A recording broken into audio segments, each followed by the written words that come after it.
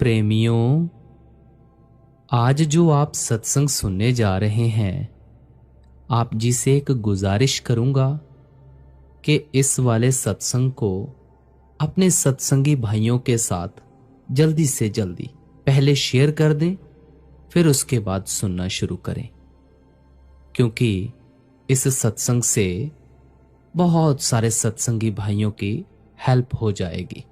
बड़ा ही प्यारा सत्संग है आज। गुजारिश आप जी से भी है कि अगर सुनना शुरू कर रहे हैं तो सत्संग को बीच में छोड़ के ना जाएं। एक एक विषय बड़े ही ध्यानपूर्वक से हम समझेंगे और सुनेंगे। तो चलो आओ, बड़े ही प्रेम भाव के साथ आज इस सत्संग को श्रवण करते हैं। ये हुजूर स्वामी जी महाराज जी की वाणी है और वाणी का शब्द है, नाम निर्णय करूं पाई, दुधा विधि भेद बतलाई। सत्संग का आरंभ कुछ इस प्रकार हो रहा है कि यह वाणी हुजूर स्वामी जी महाराज जी की है। जब हमें नाम की बख्शिश होती है, ध्यानपूर्वक सुनना, जब हमें नाम की बख्शिश होती है तब ये सिखाया जाता है कि जी सिमरन कैसे करना है, कितना टाइम करना है, ध्यान कैसे करना और शब्द कैसे सुनना। सिमरन थोड़ा बहुत सत्संगी कर लेते हैं, ध्यान का भी कुछ ना कुछ कर लेते हैं, लेकिन फिर शिकायत होती है कि जी शब्द हमारे समझ में नहीं आता और हम शब्द पर बैठते ही नहीं हैं और सुनते भी नहीं हैं। आज स्पेशल शब्द का विषय ही लिया जा रहा है और ये बहुत जरूरी है। चाहे बाबा जी महाराज, चाहे बड़े महाराज जी, चाहे सरदार बहादुर जी, चाहे मौजूदा सरकार शब्द पर बहुत जोर देते हैं। वह कहते हैं नाम और शब्द की कमाई करनी चाहिए, उसके बगैर मुक्ति बिल्कुल नहीं मिलेगी। तो अपने को किस बात पर खास अटेंशन या तवज्जो देनी चाहिए? जब हम शब्द की बात करते हैं, असल में वो परमात्मा है, वही हरि है, वही गोविंद है, वो ही महान चेतन शक्ति है जिसने सब कुछ पैदा किया है। वही शक्ति सारी सृष्टि को चला रही है, वही शक्ति हमारे अंदर भी काम कर रही है। उस शक्ति के बगैर ना ही ये संसार होता, ना चलता, ना हम होते, ना हम कुछ कर सकते। अगर उस शब्द को हमने नहीं समझा और नहीं सुना तो परमार्थ में हमारी जो कोशिश है वह निष्फल हो जाएगी। सिमरन भी इस वास्ते किया जाता है ताकि हम तीसरे तिल के नजदीक पहुंच सकें और हमको वो शब्द सुनाई दे। हमारी सुरत, हमारी चेतन सत्ता, हमारी सोल उस शब्द को पकड़ना चाहती है और उस शब्द में मजजूब होना चाहती है, यानी मर्ज होना चाहती है, उससे मिलके एक होना चाहती है। और वही शब्द खुद परमात्मा है, वाहिगुरु है, अकाल पुरख है। उसको ही गुरु नानक साहिब जी ने जपजी साहिब में कहा है, आद सच जुगाद सच है भी सच, नानक होसी भी सच।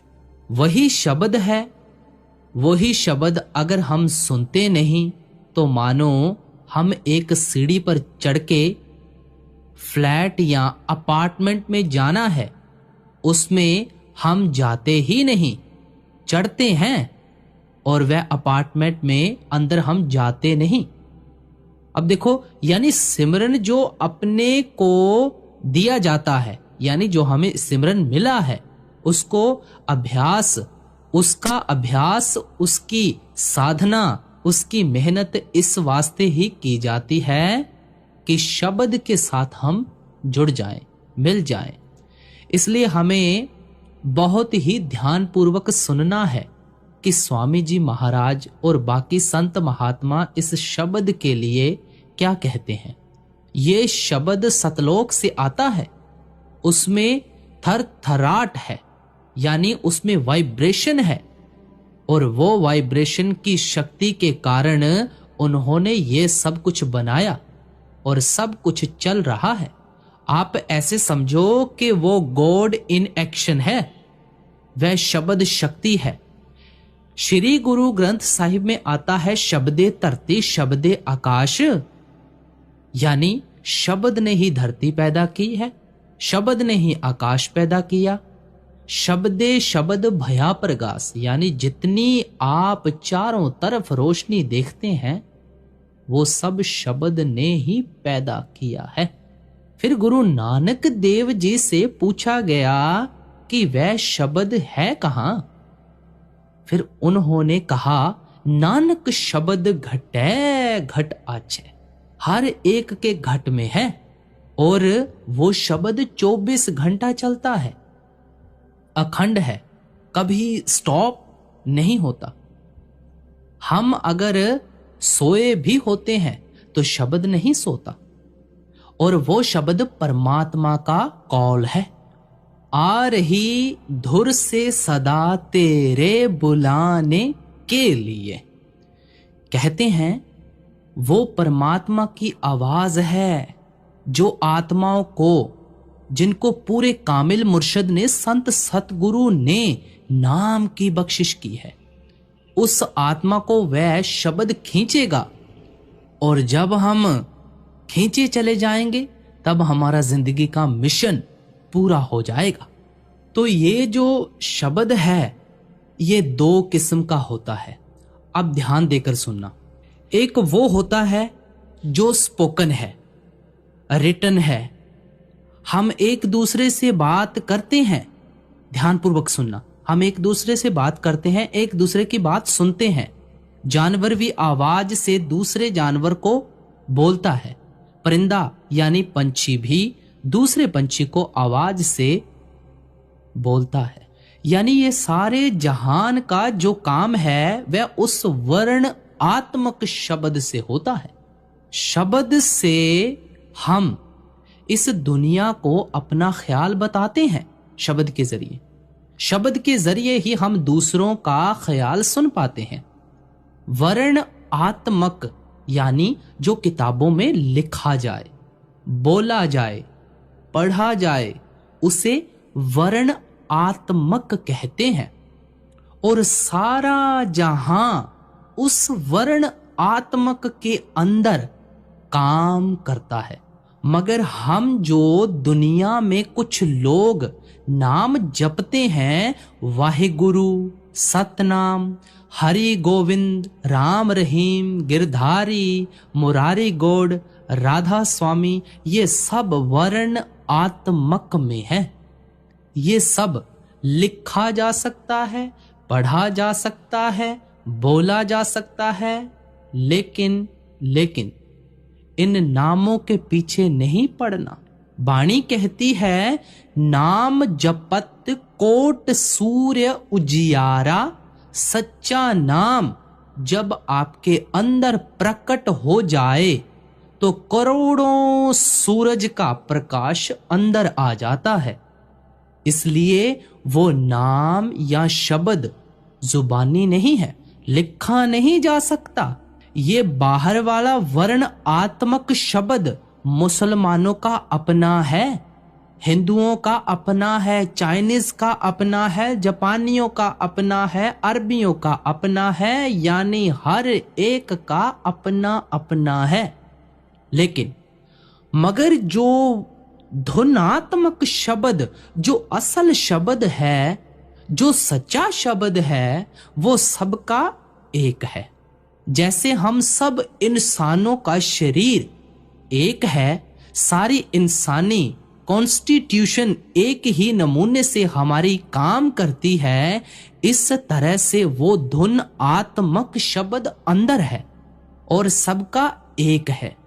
अगर मुसलमान भी कामिल मुर्शिद से नाम लेकर अंदर जाएगा तो उसे सुनेगा। यहूदी, गरीब, चोर, डाकू कोई भी अंदर जाएगा तो उसे सुनेगा। जब अंदर की बात आती है तो सब एक ही चीज, यहूदी, गरीब, चोर, डाकू कोई भी अंदर जाएगा तो उसे सुनेगा। जब देखो अंदर की बात आती है तो सब एक ही चीज को सुनते हैं, और जब बाहर की बात आती है तो बाहर सबका अलग अलग है। वह शब्द खुद परमात्मा है।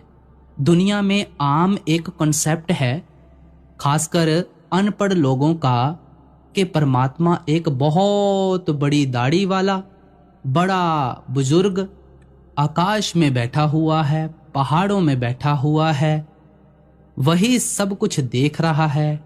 ऐसा कुछ भी नहीं है।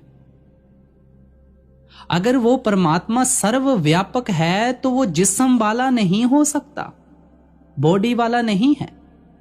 वो एक शक्ति होती है, उसको हर ज्ञान है। कोई बंदा नहीं हो सकता, वो कोई बंदा नहीं है।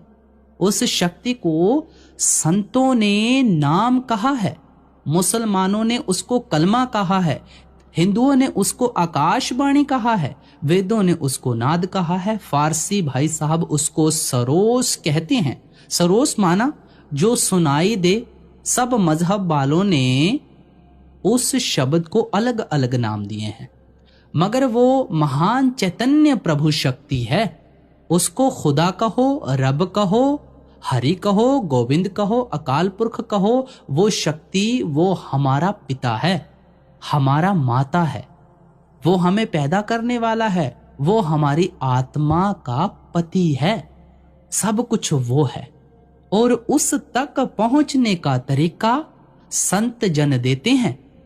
जो बाहरी वर्णात्मक, मगर वो वर्णात्मक जपते जपते धुनात्मक को पकड़ता है, उससे जुड़ जाता है। अगर हम एयरपोर्ट पर जाते हैं तो पहले पहले हवाई जहाज जमीन पर दौड़ता है, दौड़ के स्पीड तक पहुंच के वो जमीन को छोड़ता है, फिर उड़ता है।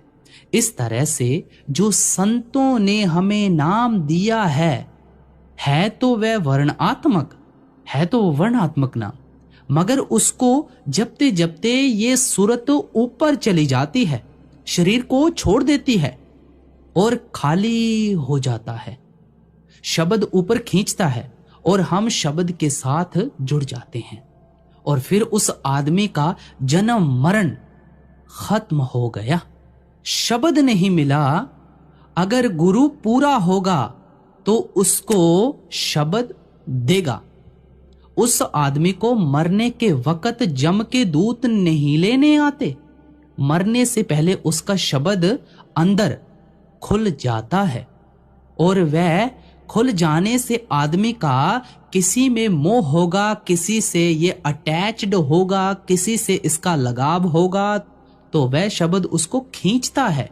उसका मोह और लगाव होता ही नहीं है, क्योंकि उसको शब्द अपनी तरफ खींचता है। एक माता थी, उसको एक बच्चा था 6-7 महीने का, उसको अंदर बड़े महाराज जी ने दर्शन दिए और बोला, बेटी तुम्हारा वक्त आ गया है, मैं तुमको कल ले चलूंगा। तो जो रिश्तेदार और औरतें थी उन्होंने कहा कि महाराज जी को कहो कि बच्चा बहुत छोटा है और हमको 2-3 बरस छोड़ दो। तो बच्चा बड़ा हो गया, फिर मैं आपके संग चलूंगी। तो वह माता कहती है कि मैं 5 मिनट भी ज्यादा इस दुनिया में ठहरना नहीं चाहती। अब माँ का देखो बच्चे के साथ कैसा रिश्ता होता है, लेकिन माँ ने ऐसा कहा, इसका कारण ये है कि शब्द खुल गया। होम में ममता शब्द जलाई, तो उस वक्त इसकी ममता इंसान की यानी खत्म हो जाती है। ये शब्द शक्ति है। इस शब्द शक्ति को अपने को रोज रोज रोज रोज कनेक्ट करने की कोशिश करनी है। एक कवि का कहना है, पिया मिलन को जाना। जब हम भजन में बैठे तो हमको बेसिकली ये ख्याल रखना चाहिए कि हम अपने प्रीतम को मिलने को जाते हैं। बेसिकली ये ख्याल रखना है कि हम अपने प्रीतम को मिलने जाते हैं, और वह क्योंकि अंदर है तो हम भी अंदर जाते हैं, और प्यार से और प्रेम से और श्रद्धा से बैठना चाहिए। मुसीबत समझ के भजन पर नहीं बैठना चाहिए। ये आम आदमी जब प्यार और प्रेम से नहीं बैठता है तो जो चीज हासिल होने वाली है उससे दूर रहता है, उसके नजदीक नहीं जाता, क्योंकि उसकी अप्रोच कैजुअल है, बेपरवाह कि जब ये जबरदस्ती बैठता है तो वह अप्रोच ठीक नहीं है। अप्रोच तो ये ठीक है, अंदर का भाव तो ठीक करे। सतगुरु को प्रार्थना करे, अरदास करे और विनती करे, मैं एक गुनाहगार हूँ, मैं पापी हूँ, आपकी दया लेकर ही भजन करूंगा, ऐसे ख्याल से बैठना है। लेकिन बड़े दुख की बात है, लेकिन जितनी हम सभी को तरक्की करनी चाहिए उतनी हम करते नहीं हैं। ऐसे जरूर सत्संगी हैं जो कि भजन भी करते हैं, ध्यान भी करते हैं, शब्द भी सुनते हैं, मगर आम नहीं, थोड़े। आपको इस वास्ते ही सावधान करता हूं, चेतावनी देता हूं, अपने को भी सावधान करता हूं और चेतावनी देता हूं कि इस तरह से हम 100 वर्ष भी बैठे रहेंगे, कुछ नहीं होगा। ये चीज ऐसे नहीं मिलने वाली, इसके लिए कुर्बानी कर देनी है। कुर्बानी क्या करनी है? पैसा नहीं देना, मलकीत भी नहीं देनी, जायदाद भी नहीं देनी, धन दौलत भी नहीं देनी है, कुछ नहीं देना है। देखो, भजन सिमरन करने से पहले हमें कोई स्वाद नहीं आता, बहुत कुछ होता है हमारे साथ। मन बुझा बुझा सा रहता है, ओवर थिंकिंग होती है, ख्याल बहुत ज्यादा आते हैं। एक तरफ सिमरन चला रहता है, दूसरी तरफ ख्याल चले रहते हैं। हमारे साथ क्या क्या होता है, कहां कहां की हम सैर करके आते हैं, ध्यान एकाग्र नहीं हो पाता है। देखो, भजन सिमरन करने से पहले हमें कोई स्वाद नहीं आता, बहुत कुछ होता है हमारे साथ, इसलिए हम बैठते नहीं हैं। अगर हम बैठते भी हैं तो 10 या 15 मिनट के बाद हम उठ खड़े होते हैं। बड़े महाराज जी फरमाया करते थे, लोग अगर 15 मिनट बैठेंगे, 10 मिनट बैठेंगे, फिर कहते हैं ये लोग मुझे चिट्ठियां लिखते हैं कि अंदर लाइट कोई नहीं दिखी, आवाज नहीं आई, हमारा पर्दा नहीं खुल रहा, मुझे 15 वर्ष हो गया है नाम लिए हुए। तो महाराज जी ने उसको लिखा, कितना टाइम बैठते हो? वो कहता है जी 20 मिनट बैठता हूं। 20 मिनट में ये रब तक पहुंचना चाहता है। अब सोचो, सिर्फ 20 मिनट ही है परमात्मा के लिए आपके पास। दुनिया के सामानों और इनके लिए ये अपना तन और मन देता है, मगर भगवान को प्राप्त करने के लिए, प्रभु को प्राप्त करने के लिए इसके पास सिर्फ 10-15 मिनट ही है। और कहता है जी पर्दा नहीं खुलता। तो आप कहेंगे ऐसे भी लोग होते हैं, उपाय बहुत हैं, एक नहीं है, बहुत है। इस वास्ते अपने को सोचना चाहिए कि सिमरन और सतगुरु के स्वरूप का ध्यान, ये दोनों हमको शब्द तक ही ले जाने वाले हैं। शब्द तक पहुंचने के लिए ये दोनों प्रैक्टिस हैं, सच्चाई अभ्यास है, साधना है शब्द तक पहुंचने की। जब शब्द हम कहते हैं, शब्द आप कहते हैं, शब्द आप सुनते हैं, तो बाअदब सुनना चाहिए, बाअदब, और बाअदब बोलना चाहिए, क्योंकि वही हरि है, वही परमात्मा है। बाइबल में उसको होली गोस्ट कहते हैं। जितना हमारे अंदर परमात्मा के लिए अदब होगा, उतना ही हम आसानी से नजदीक जाएंगे। जितनी बेपरवाही होगी, गफलत होगी, केयरलेसनेस होगी, उतना ही हम उनसे दूर रहेंगे। तो ये शब्द जो है, इसका जिक्र सब धर्मों में है, सब मजहबों में है। ये मत सोचो कि सिख मत में नहीं है या गुरु ग्रंथ साहिब में नहीं है। श्री गुरु ग्रंथ साहिब में भी है, कबीर साहिब की बाणी में भी है, समस्त बाणी में भी है, मौलाना रूम के श्री गुरु रविदास महाराज जी की बाणी में भी है। चीन वाले उसको ताओ कहते हैं, चीन वाले उसको ताओ कहते हैं। वो शब्द हर एक के लिए, जितने कामिल फकीर दुनिया के इससे पहले परमात्मा को मिल चुके हैं, वे शब्द के जरिए ही मिल चुके हैं। इसके बाद माना आज भी जो उन प्रभु को मिलेगा शब्द के जरिए ही मिलेगा। इसके बाद भी अगर कोई प्रभु को मिलेगा तो शब्द के जरिए ही मिलेगा। इसको साउंड करंट कहते हैं, डिवाइन मेलोडी कहते हैं, म्यूजिक ऑफ द सफियर कहते हैं। तो वह शब्द हमारे अंदर बजता है। इतना कहता हूं, अगर आपको थोड़ा थोड़ा सुनाई देता है, फिक्र नहीं करनी, अपने सिमरन को मजबूत करो।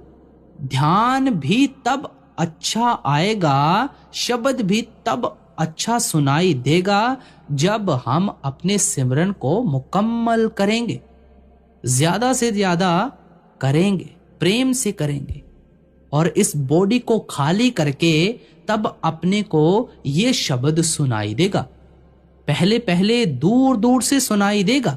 जैसे जैसे हमारा भजन सिमरन पक्का होता जाएगा, अच्छा होता जाएगा, वह आवाज बढ़ती जाएगी। अगर हृदय गंदा है, अशुद्ध है, अपवित्र है, मलिन है, तो सुमिरन में इसको कामयाबी नहीं मिलेगी, तरक्की नहीं होगी। तो इसको चाहिए दोनों तरफ से ये अपनी कोशिश जारी रखे और इनसे ये शब्द को प्राप्त करेगा। शब्द में एक ऐसी कशिश है, ऐसी मस्ती है, जब किसी का शब्द खुलता है इसमें ऐसी कशिश है कि इंसान मस्त हो जाता है। श्री गुरु ग्रंथ साहिब में आता है, नशा भंग चरस अफीम का उतर जाए प्रभाव, नाम खुमारी नान का चढ़ी रहे दिन रात। अब देखो, नशा भंग चरस अफीम लोग चिंता को मिटाने के लिए यानी काटने के लिए सब पीते हैं या इसको इस्तेमाल करते हैं, मगर सुबह को इनकी चिंताएं, टेंशन सब वापस आ जाएंगे। अगर नाम का नशा चढ़ जाए तो रात और दिन नशा रहता है।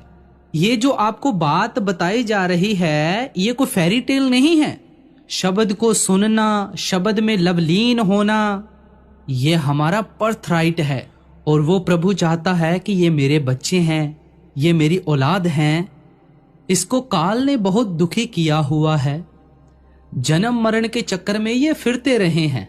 इसलिए वो दयालु प्रभु यानी शब्द मनुष्य का चोला धारण करके इस जहान में आते हैं, इस दुनिया में आते हैं। क्यों इंसान बन के आते हैं? क्योंकि देखो, इंसान ही इंसान को समझा सकता है, कोई जानवर तो हमें आकर समझाएगा नहीं। इंसान ही इंसान को सिखा सकता है, इंसान ही इंसान का टीचर हो सकता है, इंसान ही इंसान का उस्ताद हो सकता है। ये दुनिया उनको सतगुरु कहती है, कोई बली कहता है, कोई टीचर कहता है, कोई वली उसे मुर्शिद कहे, कोई कामिल फकीर कहे। जो नाम देना है बड़ी खुशी से दो, मगर वो शक्ति अकाल पुरख वाहेगुरु रब बंदा बन के इस दुनिया में आता है और जिनके मुकद्दर में है, जो धुर से लिखवा के आए हैं, उनको ही वो शब्द का राज देते हैं, साथ में भेद भी दे देते हैं। मैं इसी पॉइंट के ऊपर फिर आ रहा हूं। वर्ण आत्मक यानी जुबानी, स्पोकन यानी रिटन, और जो धुन आत्मक है वो अनस्पोकन अनरिटन लो है और सबका साझा है। उससे ही हमारे सारे काम बनेंगे, उसी से मुक्ति मिल सकती है और वो हमारे अंदर है। वो मुंतजर है हमें मिलने के लिए, लेकिन हम ही बेपरवाह हैं, हमारी लापरवाही है। स्वामी जी महाराज, गुरु नानक देव जी महाराज कहते हैं कि भाई पहले आप इस शरीर को छोड़ने की कोशिश करो, क्योंकि वहां ये आंखें नहीं चलती, ये आंखें वहां नहीं देखती हैं, ये कान वहां की आवाज को नहीं सुनेंगे। लोग कहते हैं अगर शब्द सभी के अंदर है, 24 घंटा चलता है, फिर वो शब्द सुनाई क्यों नहीं देता है? उसका कारण है हमारे पाप और हमारे गुनाह। मौलाना रूम साहिब से किसी ने पूछा कि ये जो आवाज आप जिसकी महिमा करते हैं, जिसकी आप बात करते हैं, वो हमें सुनाई क्यों नहीं देता है? आप जी कहते हैं पापों और गुनाहों की मोम, यानी वैक्स, वो मोम तेरे कानों में पड़ी हुई है, इसलिए तू उस प्रभु की, उस रब की आवाज को नहीं सुन सकता। अब जितने हमारे ये हाथ हैं, पांव हैं, आंख हैं, कान हैं, ये वहां पर काम नहीं करते, ये सिर्फ इस दुनिया के लिए हैं। और जब ये सिमरन में बैठेगा, ध्यान में बैठेगा, शब्द में बैठेगा, शब्द को सुनने की कोशिश करेगा, इसका धीरे धीरे अंदर का कान बनेगा। और अगर सतगुरु का ध्यान करने की कोशिश करेगा तो इसकी अंदर की आंखें बनना शुरू होंगी। जब सिमरन करके शरीर को खाली करेगा तो इसके अंदर के पांव बनेंगे, अंदर का सफर करने के लिए। क्योंकि हमने तो अंदर का सफर करना है, बाहर का थोड़ी करना है। और वो सफर बड़ा ही आनंददायक है और उसमें तो एक अलग ही खुशी, आनंद है। मगर वो हमारी जायदाद, हम उसे टच तक नहीं करते। ये इंसान मां के पेट से रोते रोते हुए आया है और रोते रोते ही चला गया। उस मालिक ने, उस प्रभु ने जो इसके अंदर अनमोल खजाना रखा हुआ था, वो वैसे का वैसा ही दबा रहा। इसने उसकी खोज नहीं की। अगर सतगुरु पूरा मिले तो वो बताते हैं कि तेरे अंदर भाई खजाना है, वो अनमोल खजाना है, और इस तरह से तुम इस खजाने को हासिल करो। और आप कहेंगे कि हमसे नहीं होता है, तो भाई आपकी मर्जी है, करना तो जरूर पड़ेगा। और सरदार बहादुर जी तो कहते थे कि नो पेन नो गेन। सभी कहते हैं हमारे घुटनों में बहुत दर्द होता है, हमारी कमर में बहुत दर्द होता है, हमारे को डर बहुत लगता है भजन करने में। ये डर सिर्फ हमारे पापों का डर है, सबको नहीं होता है, कुछ कुछ लोगों को होता है। तो जो उन्होंने हमें मार्ग बताया है, नाम दिया है, और जिस सतगुरु ने नाम दिया है, जब उसके सामने आता है तो उसके कर्म देखता है। तो वो सोचते हैं कि जब इस आदमी को नाम दिया जाएगा तो जब ये मेहनत करेगा, कोशिश करेगा, कमाई करेगा, तो ये अंदर पहुंचेगा। तभी भाई नाम दिया है सतगुरु ने। अगर उन्होंने चुना है तो इसीलिए नामदान दिया है। कुछ लोग कहते हैं कि फलाना भजन कर सकता है, फलाना कर सकता है, मैं नहीं कर सकता हूं, इसकी तकदीर में लिखा होगा ये कर सकता है, मैं तो कर ही नहीं सकता हूं, मेरे कर्मों में नहीं लिखा होगा। तो ये तो भाई सारा मन का बहाना है। दुनिया की तरफ हम इतने रुझ चुके हैं, सारी जिंदगी दुनिया दुनिया दुनिया दुनिया काम काज करते हुए खत्म हो गई, और ये हाथ खाली का खाली रह गया और यही छंटकर चले गए। अब स्वामी जी महाराज देखो हमें क्या समझाते हैं, नाम का निर्णय समझा रहे हैं, हमको समझाते हैं कि नाम क्या चीज है। अब अगली कड़ी में फरमा रहे हैं, कहते हैं कि नाम निर्णय करूं पाई, दुधा विधि भेद बतलाई, वर्ण धुन आत्मक गाऊं, दो का भेद दर्शाऊं, वर्ण कहो चाहे कहो अक्षर, जो बोला जाए रसना रसना कर, लिखन और पढ़न में आया, उसे वर्ण आत्मक गाया, लखायक है यह धुन का, बिना गुर फल नहीं किनका। अब एक फकीर मुसलमान जिसका नाम था जेलानी साहिब, अब्दुल कादिर जेलानी साहिब, वो पहले पहले एक आम आदमी था, फकीर बाद में बना। रास्ते में जा रहा था, उसने देखा एक कागज जमीन पर पड़ा हुआ है और वहां लिखा हुआ है अल्लाह। उसने वो कागज उठाया और चूमा, मस्तक पर रखा और जेब में डाला। घर पे आकर जब सोने लगा तो बड़े अदब से वो कागज निकाला और अपने सिरहाने के नीचे रख दिया।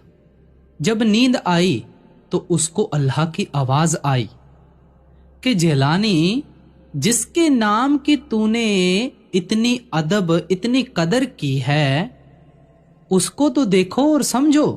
एक आदमी है, उसका नाम है महेंद्र सिंह। अब महेंद्र सिंह नाम हम कागज के ऊपर लिखते हैं, तो ये महेंद्र सिंह एक नाम है, एक बंदा है, एक सरदार साहिब है, एक खास आदमी है। कागज पर हमने उसका सिर्फ नाम लिखा है, लेकिन महेंद्र सिंह कोई और है और कागज पे नाम लिखा हुआ कुछ और है, तो उसको कहते हैं नामी। हम मिश्री मिश्री मिश्री कहते हैं, और मिश्री तो एक सिर्फ लफ्ज है। मिश्री खाने से स्वाद मीठा नहीं होता। जब मिश्री खाएंगे तभी तो उसकी लज्जत का पता लग पाएगा, तभी तो वो मीठी लगेगी। अब देखो यहां पर मिश्री लफ्ज नाम है, तो उसको खुदा की आवाज आई कि ए जिलानी, जिस नाम का तूने इतनी इज्जत और इतनी कदर की है, उसको तो देख ले कि वो अल्लाह है कौन। तुमने तो सिर्फ अल्लाह अक्षर की कदर की है, लेकिन वो अल्लाह है कौन।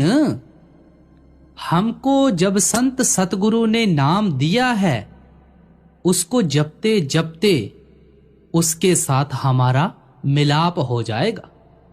जैसे महेंद्र सिंह कागज के ऊपर लिखा हुआ है, महेंद्र सिंह एक आदमी है, एक बंदा है, एक इंसान है, लेकिन वो सिर्फ उसका नाम है। सारी जिंदगी हम मिश्री मिश्री मिश्री मिश्री करते रहें, हमारे मुंह में स्वाद नहीं आएगा। इस तरह से हम राम कहेंगे, कृष्ण कहेंगे, मुरारी कहेंगे, गिरधारी कहेंगे, सारी जिंदगी पढ़ेंगे, कुछ नहीं होने वाला है जब तक इसके नामी को नहीं मिलेंगे। जिसका ये नाम है, रब भी हम कहते हैं, अल्लाह भी कहते हैं, वाहे गुरु भी कहते हैं, अकाल पुरख भी कहते हैं, गोविंद भी कहते हैं, प्रभु भी कहते हैं, परमात्मा भी कहते हैं, मगर ये तो भाई सब नाम हैं। इनका धनी है कौन? ये नाम किसके हैं? वो शक्ति है, वो पावर है। अलग अलग मजहबों ने, धर्मों ने उसको अलग अलग सिर्फ नाम दिए हुए हैं। गुरु पूरा एक कमाल करता है, किसी बंदे को, किसी सत्संगी को नाम की बख्शिश करता है। अब देखो जैसे कोई एफएम है, तो एफएम का जब हम चैनल कोई लगाएंगे, अगर हमने दिल्ली में कुछ सुनना है तो उस एफएम का हम चैनल लगाएंगे, तभी तो हम दिल्ली का चैनल सुन पाएंगे। अगर हम किसी और जगह की न्यूज देखना चाहें, उसका चैनल लगाएंगे तो वहां की न्यूज सुन पाएंगे या कुछ भी सुन पाएंगे। इसी तरह भाई जब गुरु नाम देता है, तो जब उसके बताए हुए मार्ग के अनुसार कि ऐसे ऐसे नाम की कमाई करनी है, तभी तो हम उस मालिक के साथ जुड़ सकेंगे ना। और गुरु ने तो हमें पहले ही सिखा दिया है कि भाई इतना टाइम आपने सिमरन को देना है, इतना टाइम आपने भजन को देना है, और ये मार्ग आएंगे आपके रास्ते में। इन मार्गों से आपने ऊपर की मंजिलें तय करनी है और उस शब्द के साथ जुड़ना है। तीसरे तिल के ऊपर आपने ध्यान रखना है, गुरु के स्वरूप का ध्यान करना है, सब कुछ सिखाया गया है। अब देखो ये जो आत्मा है, ये जन्मों जन्मों से जुदा हुई पड़ी है परमात्मा से, और जब संत सतगुरु कोई पूरा मिलता है, तो वो जब नाम की दात देकर हम उनके बताए हुए मार्ग के अनुसार नाम की कमाई करते हैं, शब्द की कमाई करते हैं, तो वो हमें परमात्मा के साथ जोड़ देते हैं। जैसे एफएम का चैनल अगर हम लगाएंगे तभी हम दिल्ली की न्यूज या कुछ भी सुन पाएंगे, अगर नहीं लगाएंगे तो नहीं सुन पाएंगे। इसीलिए जब हम संत सतगुरु के पास जाकर हम उनके बताए हुए मार्ग के अनुसार अपनी आत्मा को उस परमात्मा के साथ जोड़ते हैं, तो उसे कहते हैं ट्यून इन करना। परमात्मा के साथ हमें सतगुरु ने जोड़ दिया। आपको भी पता तभी लगेगा जब भजन सिमरन करके हम उस शक्ति के साथ जुड़ेंगे। और इसलिए स्वामी जी महाराज जी ने फरमाया, नाम दो प्रकार के हैं, एक वर्ण आत्मक नाम है और एक धुनात्मक नाम है। वर्ण आत्मक के बारे में बड़ी खोल के चर्चा की है पीछे, और धुनात्मक के बारे में भी समझाते चले आए हैं। अब कह रहे हैं लखायक यही है धुन का, यही नाम, यही जो संतों ने दिया है, यही नाम हमें धुन आत्मक नाम के पास ले जाएगा। लेकिन हमने इसी का ही आधार लेना है। लेकिन वो नाम जब हमारे अंदर प्रकट होगा, वो शब्द हमारे अंदर जब प्रकट होगा, ना काम रहेगा, ना क्रोध, लोभ, मोह, अहंकार, कुछ नहीं रहेगा। इसमें बहुत सारा झुकाव आ जाएगा, नम्रता का भाव आ जाएगा, इसके अंदर बहुत सारे गुण आ जाएंगे। बुल्ले शाह जी का जब नाम अंदर खुला था तब उन्होंने कहा था, हुण मैं हो गया होर दा होर, अब मैं कुछ और बन गया हूं। यह आदमी जो सारा दिन निंदा चुगली करता रहता है, कभी इधर ख्याल लेकर जाता है, कभी इधर ख्याल लेकर जाता है, धन के पीछे, कारोबार के पीछे, जायदाद, बंगला, कोठी, गाड़ी, इनके पीछे अपनी जिंदगी खत्म कर देता है। मगर ये जब गुरु के पास जाकर नाम की कमाई करे तब इसे वो धुनात्मक नाम मिलेगा। कहते हैं बिना गुर फल नहीं तिनका। इसका राज तो सिर्फ गुरु से मिलता है। उसके बताए अनुसार भजन सिमरन करने से ही इसका फल मिलेगा, ऐसे तो मिलने वाला नहीं है। फिर भी अर्ज करते हैं कि सुनाई दे चाहे ना दे, सत्संगी को शब्द जरूर सुनना चाहिए और जरूर बैठना चाहिए। मन लगे चाहे ना लगे, बैठना जरूर चाहिए। अगर नहीं बैठता है तो काम तो फिर अधूरा ही है। आप कहते हैं कि बड़ा दूर दूर से सुनाई देता है, तो भाई कोई बात नहीं, वो आगे भी जल्दी से जल्दी आ जाएगा। लेकिन जैसे हम स्कूल में जाकर अटेंडेंस लगाते थे, वैसे ही हमने यहां पर भी अपनी अटेंडेंस लगानी है। अगर हम नहीं बैठते हैं, नहीं करते हैं कुछ, तो हमारी एब्सेंट लगेगी। हमारे जब स्कूल में एब्सेंट हो जाती थी तो हमें फाइन पड़ता था। इसीलिए भाई यहां भी फाइन ही पड़ेगा। अगर आप अटेंडेंस नहीं लगाओगे तो पता नहीं कितना पीछे चले जाएंगे आप। और जब आप कंटिन्यूसली बैठेंगे, भजन सिमरन पे बैठेंगे, तो आपका मन धीरे धीरे एकाग्र होना शुरू हो जाएगा और नाम की लज्जत लेना शुरू हो जाएगा। भजन सिमरन में आपका मन लगना शुरू हो जाएगा। लेकिन अगर बैठेंगे तो, अगर आपने अपने मन को बस टालम टाला में ही रखा, तो ऐसे तो बात नहीं बनने वाली है। फिर अगली कड़ी में फरमाते हैं कि नाम वर्णात्मक गाया, नामे तुने आत्मक पाया, वर्ण से सुरत मन माजो, बहोर चढ़ गगन तुन साजो। अब आगे कहते हैं कि जो वर्ण आत्मक नाम संतों ने हमें दिया है, इससे सुरत को जितना हो सके उतना मांजो। मांजो माना कि जैसे हम बर्तन को साफ करते हैं, विम लेकर साफ करते हैं, ऐसे ही नाम से हमने साफ करना है। इसी से आप अपनी सुरत को मांजो। जब आप निरंतर नाम का जाप करेंगे तो इसको जपते जपते ही शुद्धता आती है और अपने आप ही अंदर से महसूस होना शुरू हो जाता है।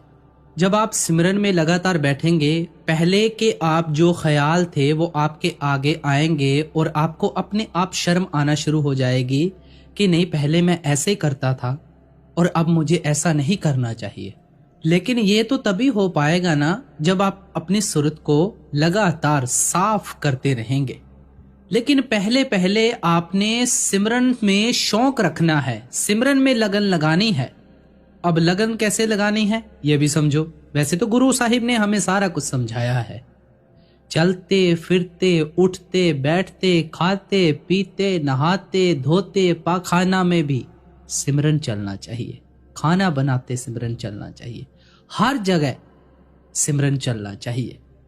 लेकिन स्वामी जी महाराज यहां पर क्या फरमाते हैं कि वर्ण से आप सुरत को मांजो, बहोर चढ़ धुन गगन साधो। कहते हैं आप तब ही गगन में चढ़ोगे। जब ये अंदर चढ़ा तो पहले तारे दिखाई दिए, फिर उन तारों के अंदर एक बहुत ज्यादा चमकता हुआ तारा दिखाई देवे। फिर ये अंदर उस तारे के ऊपर कंसंट्रेशन करेगा। करते करते लगातार करने से वो अंदर का तारा फट जाएगा और इसकी सूरत उसके बीच से निकल जाएगी। फिर इसे सूरज देश से गुजरना पड़ेगा, फिर इसको चांद देश से यानी चंद्रमा देश से गुजरना पड़ेगा, फिर इसको अंदर अपना सतगुरु दिखाई देगा, फिर जाकर कहीं शब्द खुलेगा। लेकिन ये बातें सिर्फ आहिस्ता आहिस्ता आहिस्ता ही होंगी। लेकिन कोई अगर आकर बोले कि ये तो हमसे नहीं होगा, कोई शॉर्टकट बताओ, ना तो इसका कोई कैप्सूल है और ना ही कोई शॉर्टकट है। ये अपने आप में ही एक शॉर्टकट है। एक बात अर्ज की जा रही है, वो बात अपने ख्याल में जरूर रखना। जब भी हम भजन में बैठें, पहले तो सिंसियरली बैठें, एक चाह से बैठें, एक शौक से बैठें। कुछ हैं बीच में जो इंटेंसिवली भजन करते हैं। अब इसको आपको पूरा प्रॉपर समझाते हैं। देखो, जिनके तो मन में चाहत है सतगुरु को मिलने की, उस मालिक को मिलने की, वो जब बैठेगा तो उसके ऊपर बख्शिश होना धीरे धीरे शुरू हो जाएगी। लेकिन जिसके मन में चाहत ही नहीं है उस सतगुरु को मिलने की, उस मालिक को मिलने की, वो अगर भजन में बैठेगा तो उसे कैसे शब्द सुनाई देगा, वो कैसे रूहानी मंडलों की सैर करेगा। और जब वो भजन में बैठ जाता है 10-15 मिनट के बाद उठ खड़ा होता है कि जी चलो जी अब भजन सिमरन हो गया, जान छूटी, आज का कार्यक्रम खत्म हुआ, फिर कल देखेंगे, ऐसे थोड़ी मालिक मिलेगा। जिसके मन में चाहत है उस मालिक को मिलने की, अगर वो बैठेगा तभी तो बात बनेगी। अपनी तवज्जो को एक जगह इकट्ठा करना है और भजन सिमरन में बैठना है, और ये चीजें हमने अपने जहन में रखनी है, और जो समझ जाएगा उसे सब कुछ पता लग जाएगा। लेकिन हमारा एफर्ट्स यही होना चाहिए कि जब भी हम भजन सिमरन में बैठते हैं तो मन जहां भी भागता है वहां से उसे मोड़कर जल्दी से जल्दी वापस लेकर आए, सिमरन के ऊपर ध्यान रखें।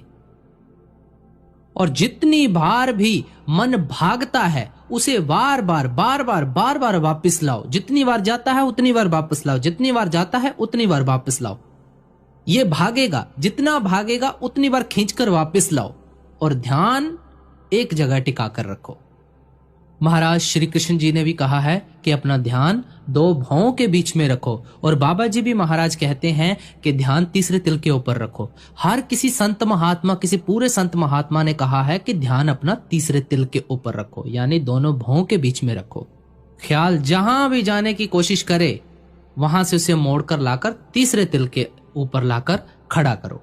और जिस घड़ी का, जिस समय का हम इंतजार करते हैं बहुत समय से, वो घड़ी भी जल्द से जल्द आ जाएगी। लेकिन अगर कोई कहे कि बगैर मेहनत के यह सब कुछ करना है, तो बगैर मेहनत के तो सैलरी तक नहीं मिलती है। काम करेंगे तभी तो कुछ खाएंगे, काम करेंगे तभी तो कुछ रोटी का दाना मुंह में जाएगा, हाथ से तोड़ेंगे खाएंगे तभी तो मुंह में जाएगा, काम करेंगे तभी तो सैलरी आएगी। तो बात सारी यही है कि बगैर मेहनत के कुछ भी नहीं मिलने वाला। तो इसीलिए आप जी कहते हैं कि सूरत को जितना मांजोगे तभी आप इस पॉइंट के ऊपर आओगे। अगली कड़ी में फरमाते हैं, तुनी तुन एक कर जानो, सूरत से शब्द पहचानो। कहते हैं अब सूरत धुन में मिल गई। सूरत को अपने शरीर से निकालकर अंदर उस जगह पर ले जाना और धुन में उसको जज्ब करना, मिला देना, मगर यह सब बड़ी मेहनत के साथ होता है। मगर स्वामी जी महाराज फरमाते हैं, धुनी धुन एक कर जानो, सूरत से शब्द पहचानो। कि अब तुझे पहचान आ गई कि सूरत शब्द क्या था। हमने तो कोई परवाह की नहीं, वो शब्द को पहचानती है, शब्द रूप हो जाती है। फिर अगली कड़ी में फरमाते हैं, शब्द और सुरत भय का, नाम धुनात्मक दे का, गुर बिन और बिना करनी, मिले कस कहो यह रहनी। अब आप जी कहते हैं कि बिना गुरु के, बिना करने के भव सागर से तो पार हुआ नहीं जा सकता है। अब एक चीज है जिसे कहते हैं कथनी।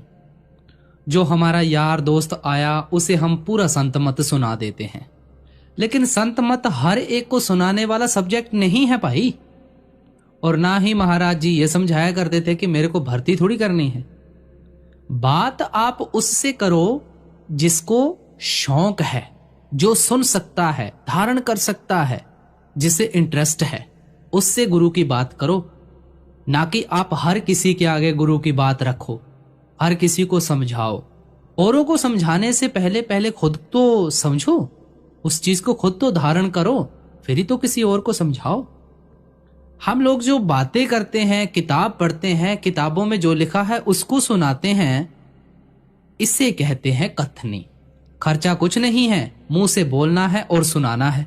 दूसरी चीज है करनी, माना कि अभ्यास करना, मेहनत करना, कि सुरत शब्द का अभ्यास करना। ये तो आ जाता है करनी में, कि जब इंसान करनी में बैठा है, शब्द के साथ जुड़ा हुआ है, तो शरीर एक पत्थर सा हो जाता है, सुन्न हो जाता है।